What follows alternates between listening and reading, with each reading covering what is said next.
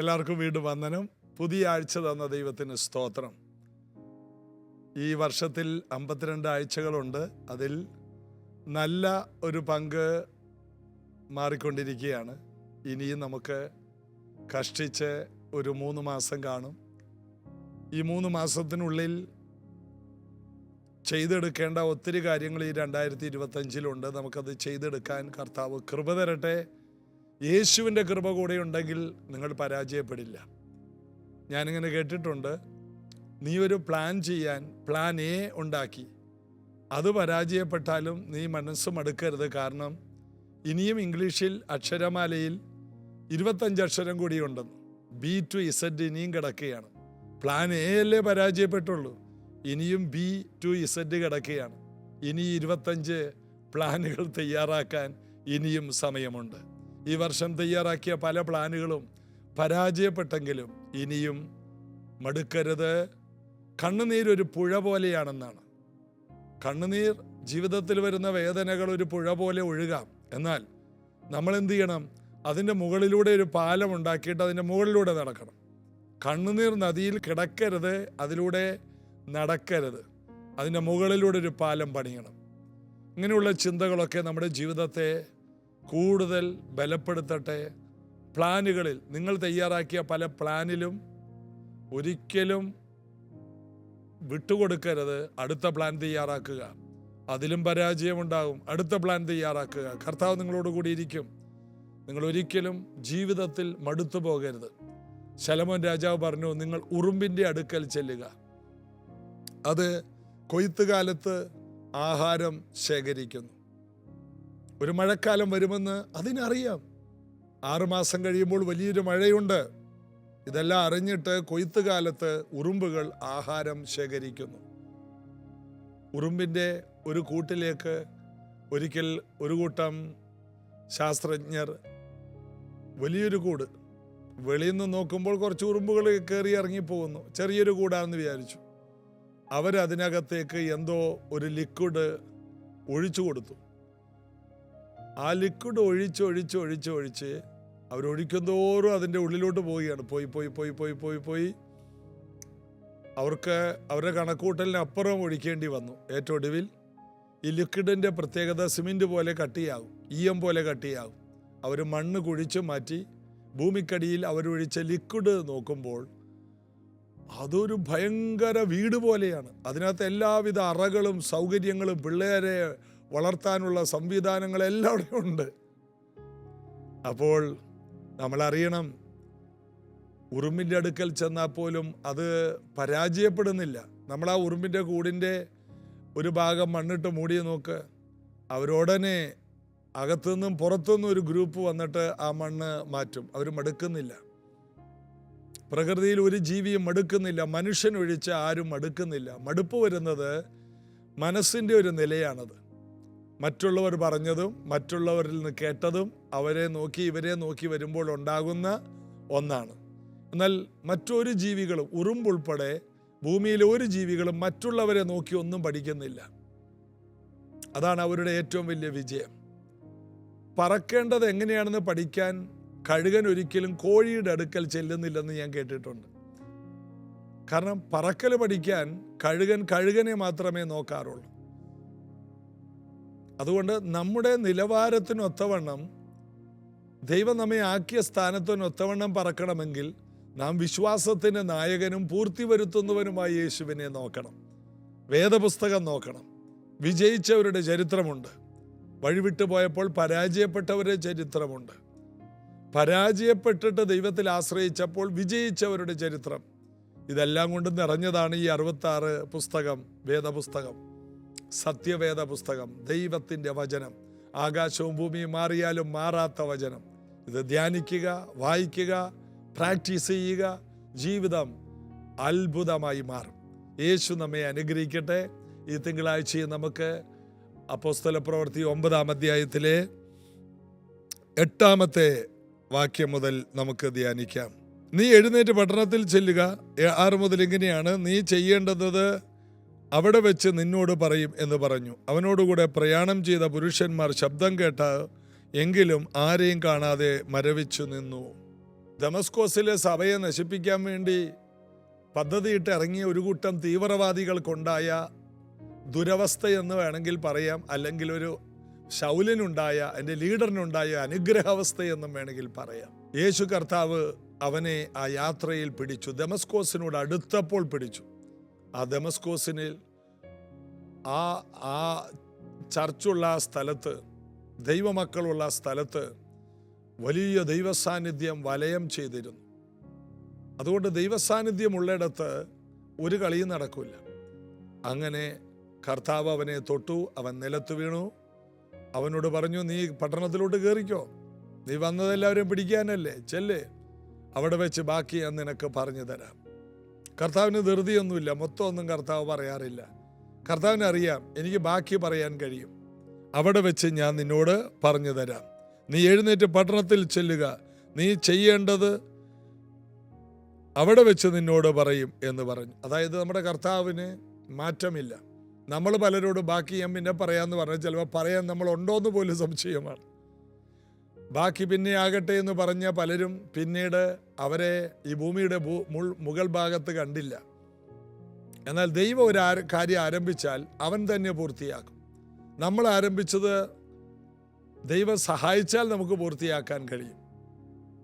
എന്നാൽ അടുത്ത തലമുറകളിലോട്ടും നമുക്കത് കൈമാറാൻ കഴിയും. എന്നാൽ കർത്താവിൻ്റെ പ്രത്യേകത, അവൻ ആൽഫയും ഒമേഗയുമാണ്. ഒരു കാര്യം ആരംഭിച്ചാൽ കർത്താവ് അത് പൂർത്തിയാക്കും. നീ പട്ടണത്തിലോട്ട് ചെല്ല്, അവിടെ വെച്ച് ബാക്കി ഞാൻ നിന്നോട് പറഞ്ഞു തരാം. അതാണ് കർത്താവിനൊരു പ്ലാനിങ് ഉണ്ട്, കർത്താവിനൊരു പദ്ധതിയുണ്ട്, കർത്താവിന് ധൃതിയൊന്നുമില്ല. നിന്നെ പിടിക്കാൻ ശൗലേ, നീ ദമസ്കോസിലുള്ള ദൈവമക്കളെ, എൻ്റെ മക്കളെ ഉപദ്രവിക്കുമല്ലേ, നീ എന്നെ ഉപദ്രവിക്കുകയാണല്ലേ, എന്നാൽ നിന്നെ അനേകായിരങ്ങൾ വിടുവിക്കുന്ന ഒരാളാക്കി ഞാൻ നിന്നെ മാറ്റാൻ പോവുകയാണ്. അതാണ് കർത്താവിൻ്റെ പ്ലാനുകൾ.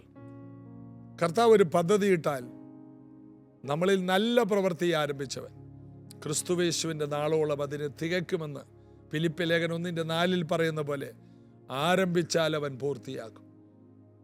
ശൗലിൽ ആരംഭിച്ച ആ പ്രവൃത്തി നമുക്ക് പിന്നീട് കാണാം. അപ്പോസ്തല പ്രവൃത്തി 28 വരെ വായിക്കുമ്പോൾ കർത്താവ് അത് പൂർത്തിയാക്കി, മനോഹരമായി പൂർത്തിയാക്കി. കർത്താവ് ആരംഭിച്ച പ്രവർത്തികൾ കർത്താവ് തന്നെ പൂർത്തിയാക്കും. നീ പട്ടണത്തിലേക്ക് പോ, ബാക്കി അവിടെ വെച്ച് ഞാൻ പറയാം. അബ്രഹാമേ, നീ പുറപ്പെട്. ഓരോ സ്ഥലത്ത് അബ്രഹാം ചെല്ലുമ്പോൾ ബാക്കി ദൈവം അവിടെ വെച്ച് പറയും. ഇതുപോലെയാണ് കർത്താവിൻ്റെ ഓരോ നീക്കങ്ങളും. മുഴുവനും കർത്താവ് പറഞ്ഞു തരില്ല. മുഴുവനും കൂടി കേട്ടാൽ നമ്മളൊരു പ്രോഗ്രാം വേണ്ടെന്ന് വെക്കും. ജോസഫിനോട് ദൈവം ഒരു പ്രോഗ്രാം പറയുകയാണ്, നിന്നെ എല്ലാവരും കുമ്പിട്ട് നമസ്കരിക്കുന്നു, അപ്പനും അമ്മയും സഹോദരങ്ങളെല്ലാം നിന്നെ നമസ്കരിക്കുന്നു. ഇത്രേ ദൈവം പറഞ്ഞുള്ളൂ, മൊത്തം പറഞ്ഞില്ല. അതിൽ മൊത്തം ഞാനാണ് ദൈവമെങ്കിൽ ജോസഫിനോട് പറയും, ജോസഫേ, അത് ഞാനാകുന്ന ബുദ്ധിയില്ലാത്ത ദൈവം, ജോസഫേ, ഇത് കൂടാതെ നീ പോകുന്ന വഴിയിൽ നിന്റെ സഹോദരന്മാർ നിന്നെ പിടിക്കും, വസ്ത്രം ഊരിയെടുക്കും, പൊട്ടക്കിണറ്റിലിടും, അവിടെ നിന്ന് മിസ്രൈമ കച്ചവടക്കാർക്ക് വിൽക്കും, അവിടെ നീ ഒരു അടിമ വീട്ടിൽ പാർക്കും, അവിടെ വെച്ച് ഒരു സ്ത്രീയുടെ ഉപദ്രവം നിമിത്തം നീ ജയിലിലാകും, നീണ്ട വർഷങ്ങൾ ജയിലിൽ കിടക്കും. ഇത് കഴിഞ്ഞിട്ട് എല്ലാവരും നിന്നെ നമസ്കരിക്കും എന്ന് പറഞ്ഞാൽ ഈ ദൗത്യത്തിന് ജോസഫ് പോകുമോ? ഒരിക്കലുമില്ല. ദൈവത്തിന് അറിയാം എന്ത് പറയണം, എന്ത് പറയരുത്. പല മാതാപിതാക്കൾക്ക് അറിയില്ല പിള്ളേരോട് എന്ത് പറയണം, പറയരുത്. പിള്ളേരോട് പറയാൻ പറ്റിയ കാര്യമേ പറയാവൂ, പറയാൻ പാടില്ലാത്ത കാര്യങ്ങൾ പറയരുത്. കുട്ടികളെ കൂട്ടുകാരെ പോലെ കാണുന്നത് നല്ലതാണ്, എന്നാൽ കുട്ടികളോട് പറയേണ്ട കാര്യങ്ങളെ കുട്ടികളോട് പറയാവൂ. നിങ്ങളെ ബെഡ്റൂമിൽ പറയേണ്ട കാര്യങ്ങൾ ബെഡ്റൂമിൽ പറയുക. ഡൈനിങ് ടേബിളിൽ ഇരുന്ന് മേശയ്ക്ക് ചുറ്റും ഒലിവ് തൈകൾ ഇരിക്കുമ്പോൾ പറയേണ്ട ചില കാര്യങ്ങൾ അപ്പോൾ പറയുക. ഭാര്യ ഭർത്താക്കന്മാർ സംസാരിക്കുന്നത് മക്കളോട് പറയേണ്ട ആവശ്യമില്ല. കുടുംബമായിട്ട് സംസാരിക്കേണ്ടത് എന്താണ് അത് പറയുക. ഒരു വീട്ടിൽ അപ്പനും അമ്മയും ഉണ്ടെങ്കിൽ അവരോട് സംസാരിക്കേണ്ടതേ അവരോട് സംസാരിക്കാവൂ. അയൽവാസികളോട് സംസാരിക്കേണ്ടത് അവരോട് പറയണം. എന്ത് പറയണം, ആരോട് എങ്ങനെ പറയണം, എപ്പോൾ പറയണം, ഇതെല്ലാം നമ്മൾ മനസ്സിലാക്കണം.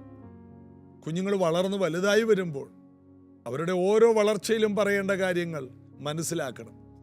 ഇതൊന്നും പഠിക്കാതെ, ഇതൊന്നും മനസ്സിലാക്കാതെ ചുമ്മാ കല്യാണം കഴിച്ച് പിള്ളേരെയും തെറ്റായ രീതിയിലൊക്കെ വളരാൻ വിടുന്നത് എത്ര വലിയ അപകടമാണ്. ജീവിതം നന്നായിട്ട് മനസ്സിലാക്കണം.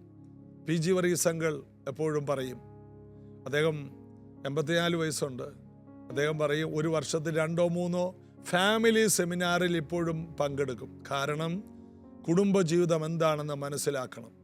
80 കഴിഞ്ഞ മനുഷ്യൻ എന്തെന്നാ മനസ്സിലാക്കാനുള്ളത്?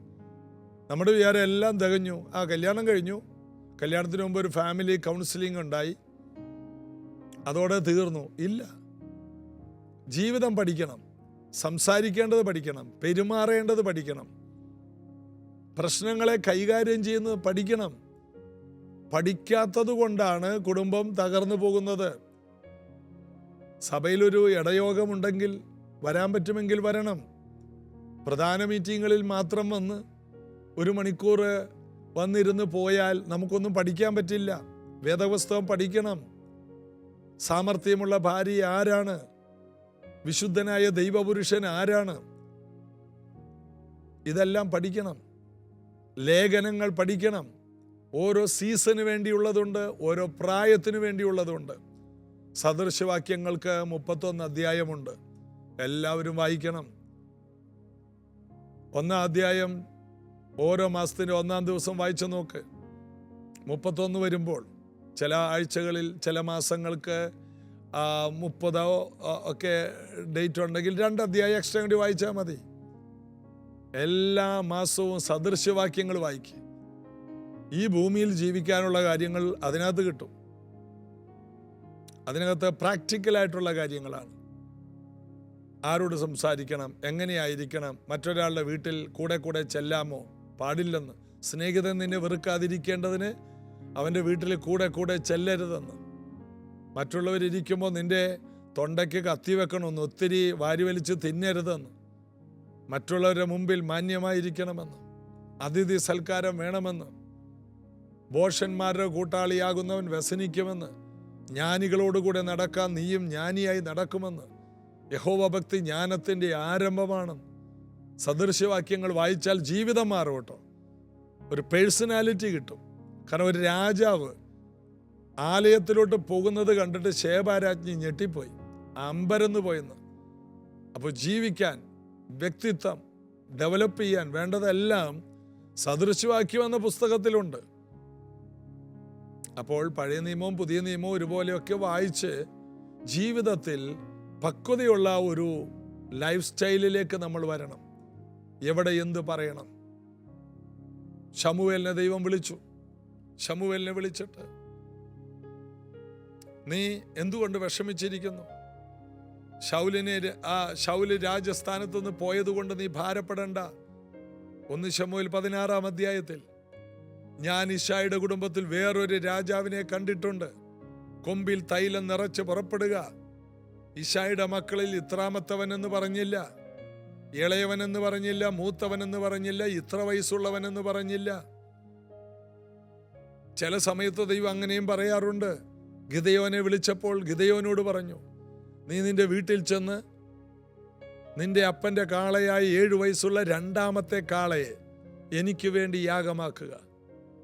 അപ്പൻ്റെ കാള, 7 വയസ്സുള്ള കാള, 2ാമത്തെ കാള. അപ്പനെ അറിയാം, അപ്പൻ്റെ കാളയെ അറിയാം, കാളയുടെ വയസ്സറിയാം, എത്രാമത്തെ കാളയാണെന്നറിയാം. ഇളയതാണോ മൂത്തതാണോ എല്ലാം അറിയാം. സകലതും അറിയുന്നൊരു ദൈവം. എവിടെ എന്ത് എപ്പോൾ പറയണമെന്നറിയണമെങ്കിൽ കർത്താവിനോട് ചോദിച്ചാൽ മതി. കർത്താവ് നമുക്ക് അതിനുള്ള വചനം, ആലോചനകൾ തരും. നമ്മൾ ബൈബിൾ വായിച്ചുകൊണ്ടിരിക്കുമ്പോഴാണ് കൂടുതൽ ദൈവം നമ്മളോട് സംസാരിക്കുന്നത്. ശമൂവേൽ ഇശായിയുടെ വീട്ടിൽ ചെന്നു. മൂത്തവൻ്റെ മേൽ എണ്ണയൊഴിക്കാൻ പോയി. അഭിഷേക തൈലം. ദൈവം പറഞ്ഞു, നീ പുറമേ കാണരുത്. 2ാമത്തവനെ വിളിച്ചു, 3ാമത്തവനെ വിളിച്ചു. അങ്ങനെ 7 പേര്. അവരാരെയും ദൈവം തിരഞ്ഞെടുത്തിട്ടില്ലെന്ന് ദൈവം ഓരോരുത്തരെ പിടിക്കുമ്പോൾ ദൈവം പറയും, അതല്ല. അടുത്തയാളെ പിടിക്കുമ്പോൾ അതല്ല. കർത്താവെന്ന് പറഞ്ഞുകൂടെ? ഇല്ല. എല്ലാവരോടും ഇങ്ങനെ തന്നെയാണ്. ശമൂവേലിനോട് മാത്രമല്ല, എല്ലാവരോടും കർത്താവ് ഇങ്ങനെയാണ്. അതുകൊണ്ട് അന്വേഷിക്കുന്ന ഏവനും കണ്ടെത്തുമെന്ന് പറഞ്ഞ കർത്താവ് നമുക്കൊരു അന്വേഷണാത്മകമായ മനോഭാവത്തെ വളർത്തിയെടുക്കുന്നതാണ്. കൂടുതൽ ദൈവത്തെ ആശ്രയിക്കാൻ വേണ്ടിയാണ്. മൊത്തം കർത്താവ് പറയില്ല. ഓരോ ചുവട് വെക്കുമ്പോൾ അടുത്തത് പറയും, ഇതല്ല ഇതല്ല. ശമൂവേലിനോട് ദൈവം മൂത്തവനല്ല, രണ്ടാമത്തവനല്ല, മൂന്നാമത്തവനെ പിടിച്ചപ്പോൾ ഇതായിരിക്കുമല്ലേ? അല്ല. ഇതായിരിക്കുമല്ലേ? അഞ്ചാമത്തെയാണോ? അല്ല. 7 ആയപ്പോൾ ഓ ഇതായിരിക്കും, അല്ല. അപ്പൊ ശമൂവേലിന് സംശയമായി, ഇനി ഏതെങ്കിലും ഒരു മോനുണ്ടോ? കാരണം ഉണ്ടായിരുന്നെങ്കിൽ ഇവിടെ വന്നാനെ, പിന്നെ എന്ത് ചെയ്യും? അപ്പോൾ ഇനി ഒരുവനുണ്ട്, അവൻ ആടുകളെ മേയ്ക്കുകയാണ്. അവൻ വരാതെ ഞാൻ ഭക്ഷണം കഴിക്കുന്ന പരിപാടിയില്ല. അവനെ വിളിക്കാൻ പറഞ്ഞു. കുറേ സമയമെടുക്കും, അവൻ കാട്ടിൽ നിന്ന് വരണ്ടേ. അവൻ വന്നു. അവൻ കാട്ടിൽ നിന്ന് ഓടിപ്പിടിച്ച് വയർത്ത് കുളിച്ച് ഓടി വന്നു. സമയമെടുത്തു. അത് കഴിഞ്ഞപ്പോൾ അവൻ്റെ തലയിലോട്ട് അവനെ കണ്ടപ്പോൾ കർത്താവ് പറഞ്ഞു, ഇവനാകുന്നു. അവിടെയൊന്നും ബാക്കി സമയത്തൊന്നും കർത്താവ് സംസാരിക്കുന്നില്ല. കർത്താവിന് നേരെ അങ്ങോട്ട് പറഞ്ഞുകൂടായിരുന്നോ? ആ ഇളയ മോനാണ്, അവൻ കാട്ടിലാണ്. ചെല്ലുമ്പോൾ തന്നെ ഇശായി ഇളയവനെ വിളിച്ചോ, ഞാനിപ്പോൾ അഭിഷേകം ചെയ്യാൻ പോവുകയാണ്. ഇല്ല. അപ്പോൾ ബാക്കി 7 പേര് ചമ്മിപ്പോയില്ലേ? അവരെല്ലാം കൊണ്ടുവന്ന് മുട്ടുകുത്തി നിർത്തി ഒഴിക്കാൻ പോയപ്പോൾ അല്ല, ഇതൊന്നും ദൈവത്തിന് വിഷയമല്ല. കർത്താവ് ഇതിൽ നിന്നെല്ലാം പഠിപ്പിക്കുന്നത് എല്ലാ കാര്യത്തിലും ഇങ്ങനെ പ്രാർത്ഥിച്ചുകൊണ്ടേയിരിക്കണം. കർത്താവ് അത് നമുക്ക് വെളിപ്പെടുത്തി തരും. ഇവിടെ നമ്മൾ വായിച്ചത്, നീ എഴുന്നേറ്റ് പട്ടണത്തിൽ ചെല്ലുക, നീ ചെയ്യേണ്ടത് അവിടെ വെച്ച് ഞാൻ നിന്നോട് പറയും എന്ന് പറഞ്ഞു.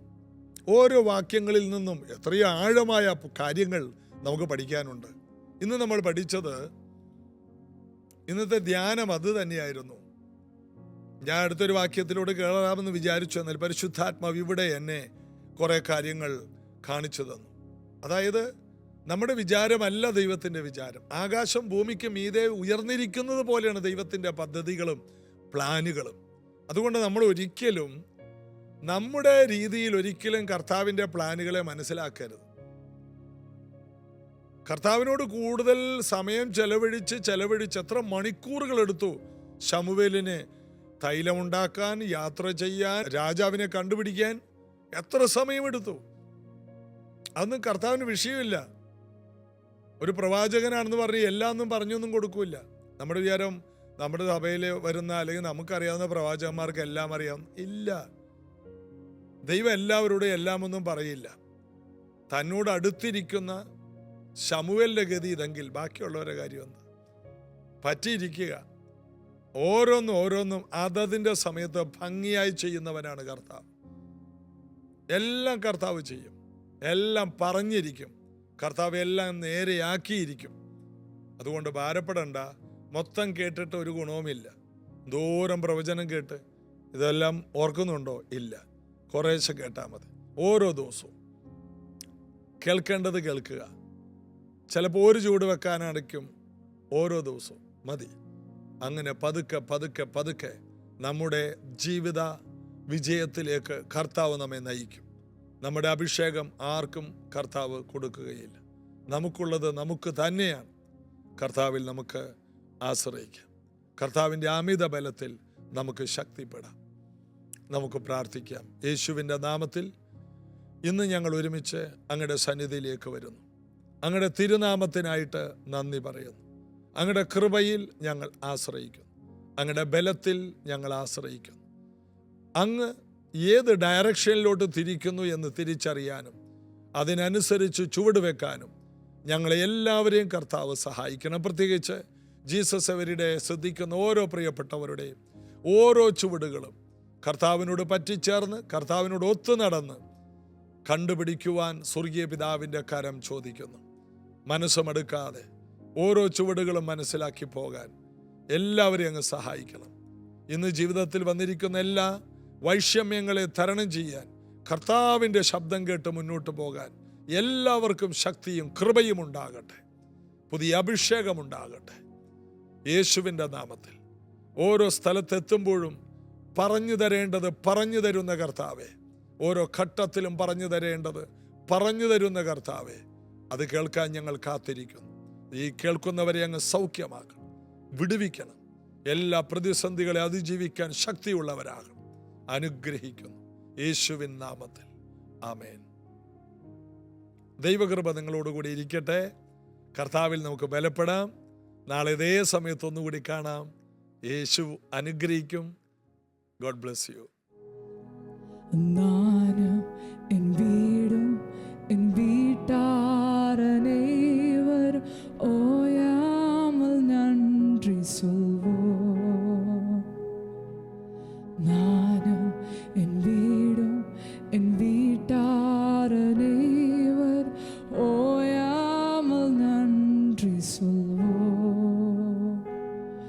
ஒரு கரு போல காத்தீரே நன்றி, என்னை சிதையாமல் சுமந்தீரே நன்றி. ஒரு கரு போல காத்தீரே நன்றி, என்னை சிதையாமல் சுமந்தீரே நன்றி. சேர்ந்த எபனேசரே, எபனேசரே, இந்நாள் வரை சுமந்தவரே. எபனேசரே, எபனேசரே, என் நினைவாய் இருப்பவரே. நன்றி, நன்றி, நன்றி. இதயத்தில் சுமந்தீர நன்றி, நன்றி, நன்றி, நன்றி. கரு போல சுமந்தீர நன்றி. நானும் என் வீடும் என் வீட்டார் அனைவரும் ஓயாமல் நன்றி சொல்வோம். நானும் என் வீடும் என் வீட்டார் அனைவரும் ஓயாமல் நன்றி சொல்வோம். ஒரு கரு போல காத்தீரே நன்றி, என்னை சிதையாமல் சுமந்தீரே நன்றி. ஒரு கரு போல காத்தீரே நன்றி, என்னை சிதையாமல் சுமந்தீரே நன்றி. எபனேசரே, எபனேசரே, எபனேசரே, இந்நாள் வரை சுமந்தவரே. எபனேசரே, எபனேசரே, என் நினைவாய் இருப்பவரே. எபனேசர், எபனேசரே, எபனேசரே, இந்நாள் வரை சுமந்தவரே. எபனேசரே, எபனேசரே, என் நினைவாய் இருப்பவரே. நன்றி, நன்றி, நன்றி. இதயத்தில் சுமந்தீர நன்றி, நன்றி, நன்றி, நன்றி. கரு போல சுமந்தீர நன்றி. எபனேசர், எபனேசரே, சேர்ந்த எபனேசரே, இந்நாள் வரை சுமந்தவரே. எபனேசரே, எபனேசரே, என் நினைவாய் இரும். எபனேசரே, எபனேசரே, எபனேசரே, இந்நாள் வரை சுமந்தவரே. எபனேசரே, எபனேசரே,